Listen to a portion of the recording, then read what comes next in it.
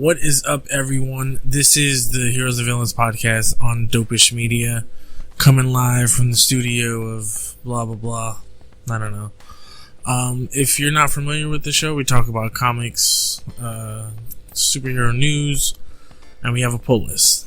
And comes every week. This week is a little late because I wanted to get some other stories in, and I wanted to watch some things. So it's going to be a chunky episode, to say the least. So first we'll get into some news stories, and then we'll get into the pull list. If you're looking at us on YouTube, please hit that subscribe and like button. Also, comment below and give a thumbs up. If you listen to us on any Podbean, iTunes, Google, Spotify, anywhere you listen to podcasts, give us 5 stars and give us a good review. If you don't like us, give us a bad review. Any review would be great. Anyway, let's get into the stories for this week. Alright. Cool, guys. Cool. So Marvel Comics announces John Romita Jr. coming back to Marvel. He took some time away. He went to DC, went to do All-Star Batman and Superman. My thoughts on this is that's his home. His dad did Spider-Man. Come on, John Romita Jr. did one of my great storylines of Spider-Man surrounding 9/11. He did that book. John Romita Jr. did that book, and it's pretty nice to see that he's back.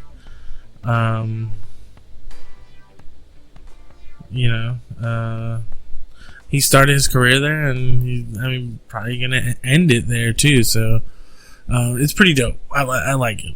Let's see what. Maybe he'll take on a Spider-Man book, maybe a Captain America book.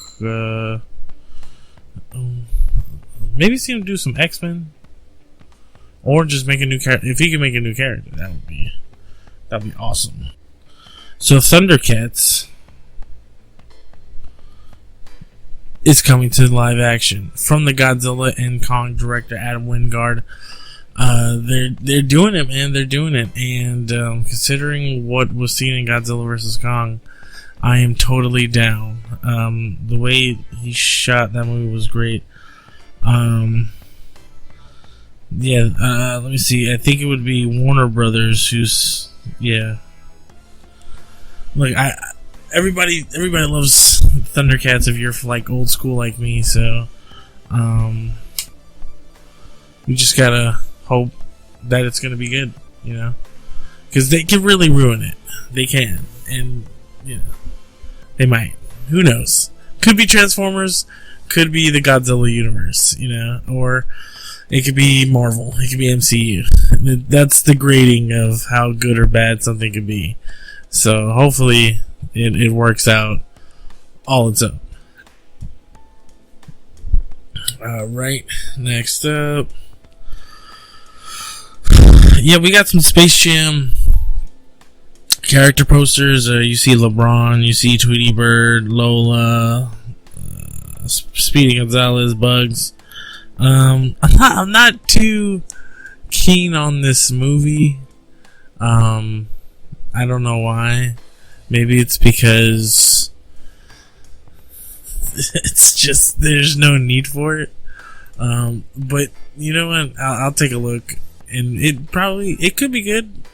The last one had so much nostalgia, and you never seen anything like it. So now they're just trying to capture lightning in a bottle twice. Will they do it? Well, we'll see. I don't know, man. It's a tough one to get to. Obi-Wan Kenobi news dropped this week that the cast list was revealed. So it's Ewan McGregor, of course, playing Obi-Wan. Hayden Christensen coming back as Darth Vader. Maybe some Anakin flashbacks. I don't know. We got Moses Ingram, Joel Edgerton, and Bonnie Paisi. They're gonna be and Baru and Uncle Owen, which is kind of cool because that's continuity right there. That's awesome. We got Kumail Nanjiani, Indira Varma, who, if you don't know, watch Game of Thrones. She's awesome in it. Awesome. We got Rupert Friend, who just looks like an asshole. O'Shea Jackson Jr., Sung Kang. Damn, they got Han in here for Fast and the Furious. Another Han. Simone Kessel and Benny Sadif. It looks like it's gonna be. It looks like they're doing.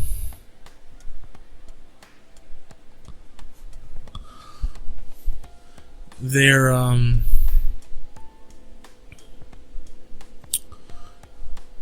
It looks like they're doing like a kind of like an Egyptian, like Tatooine's gonna be kind of like their people are more Egyptian or Arabic kind of, because it looks like most of the people there could be it.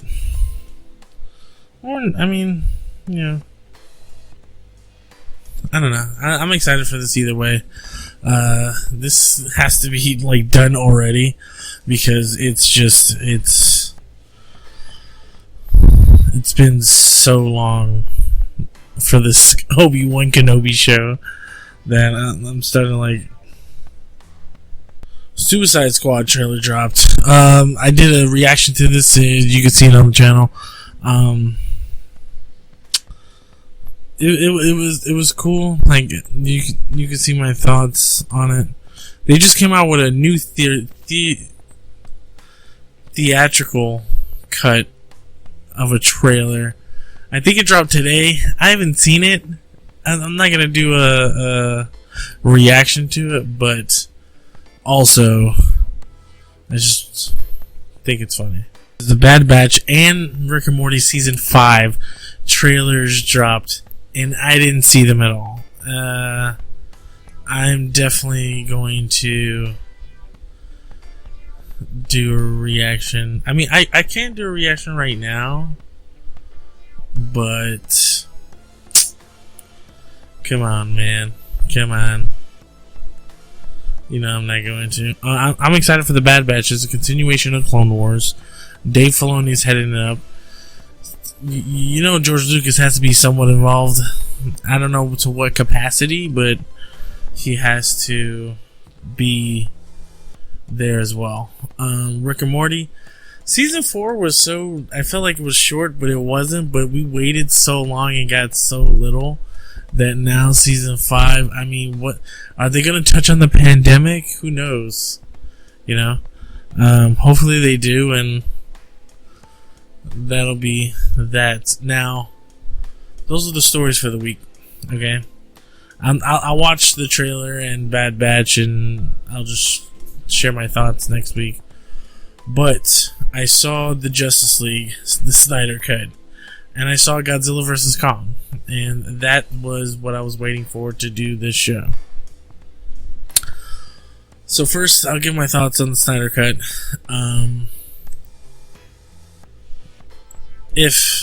Okay.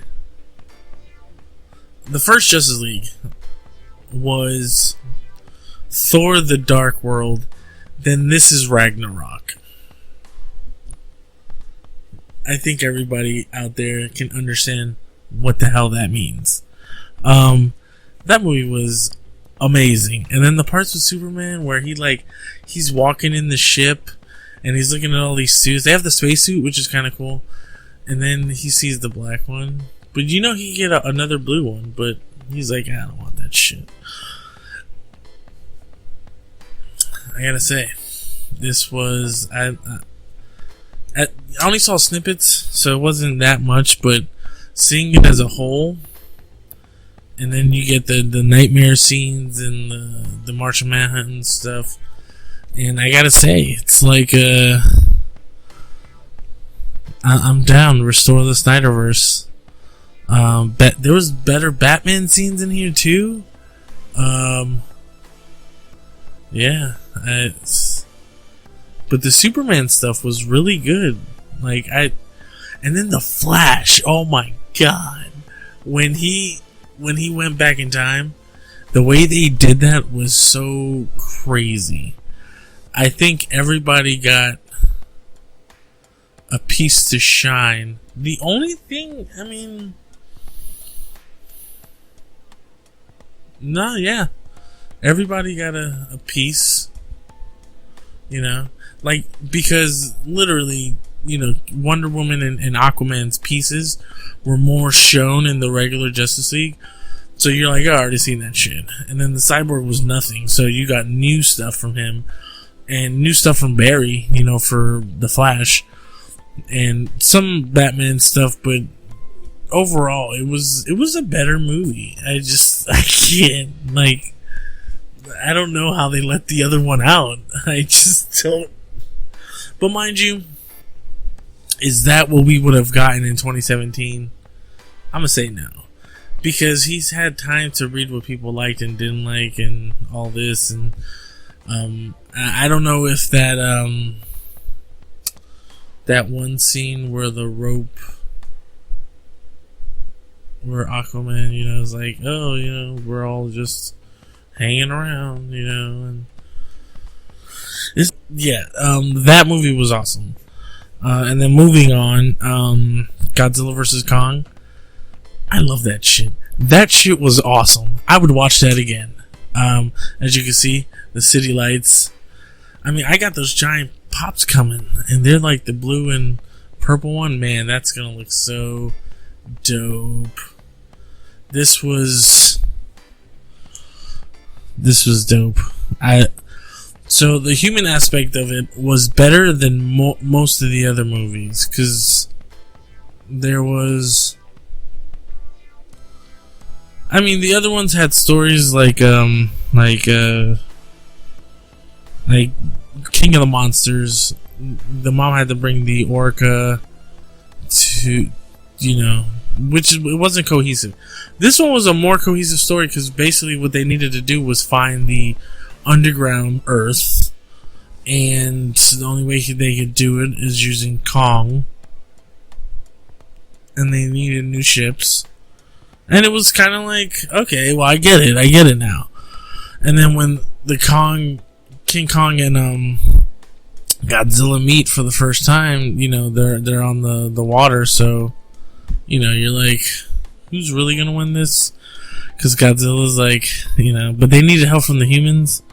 And they kind of downplayed Kong a little bit, just so that you're like, he's not supernatural like Godzilla. He's just a giant monkey, ape, you know.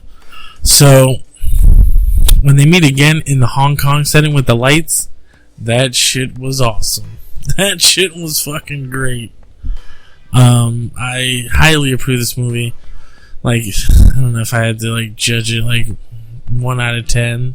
I'd give it an 8. I'd give it a solid 8. Yep. It was really good. The only thing, I don't want to give too much away, but you can kind of tell where the movie's going, right? So, the third act is just an all-out, there's not a lot of human aspect to it. And, you know, the third party, let's say, you're like, okay, well, this is, you know, doesn't make a whole lot of sense of how it's happening, but whatever. Just go with it. It's a stupid monster movie, so that's how I feel about it. Ha ha ha ha ha. But it was good. I really do like it, and I'd watch it again. I'm gonna watch it again. I just want to see those scenes. Those scenes are pretty dope. Ha ha. Ha ha. Alright. I guess it didn't take that long to do all that. Is there anything else? Not that I'm aware of.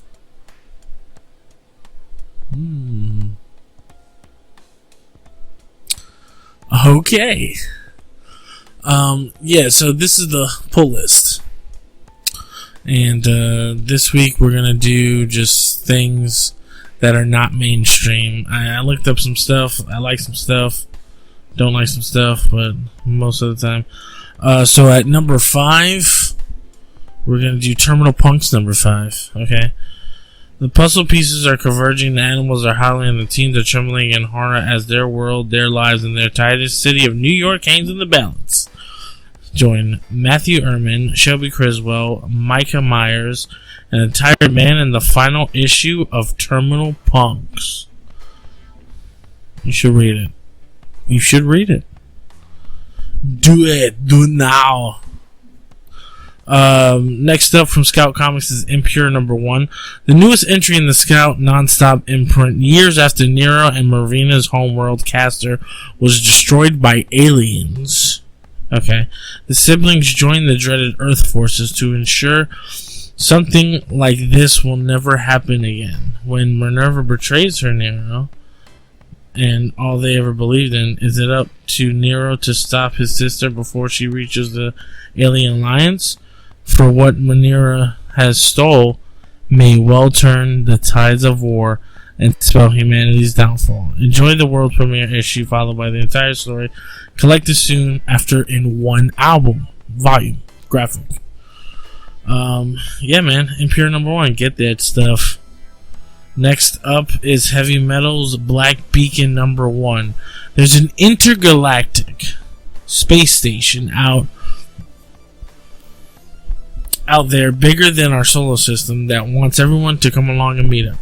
The beacon made it sound like a utopia, but when Nico finds upon her arrival as a lawless expanse where everyone is out for themselves, and she's so late she doesn't even have to take a seat at the table.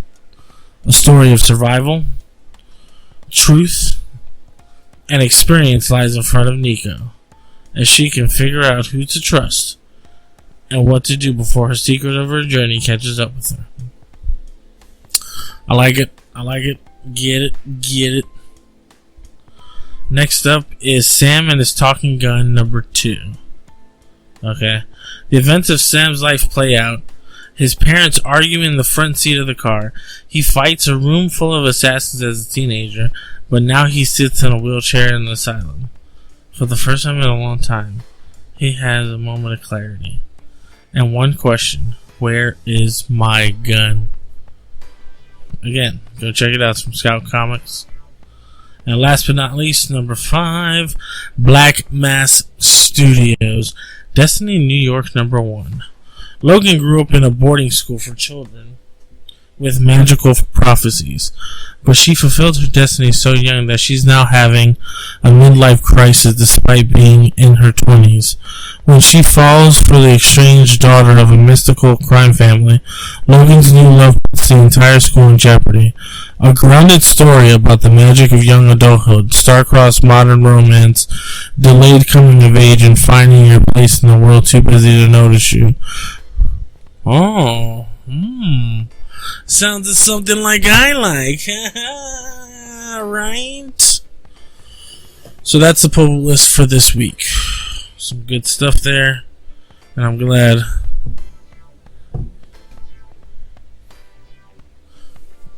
you like it as well. You like it as well. So you know what I'm gonna do, guys, since we're back, and Jeanette will be back. Yes, she just, it's stuff going on. That's all you need to know. But she's still here. So, what I'm going to do is I'm going to do a giveaway. Yes, I'm going to do a giveaway for the whole month of April. So, it'll end on May 1st. What you have to do is you have to subscribe to the YouTube channel Dopish Media.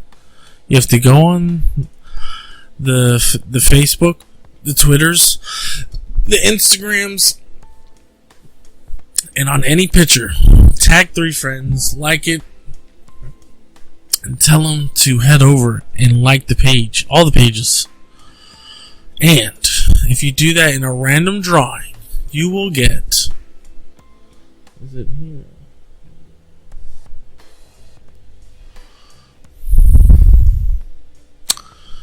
You will get a high five. You will get a high five.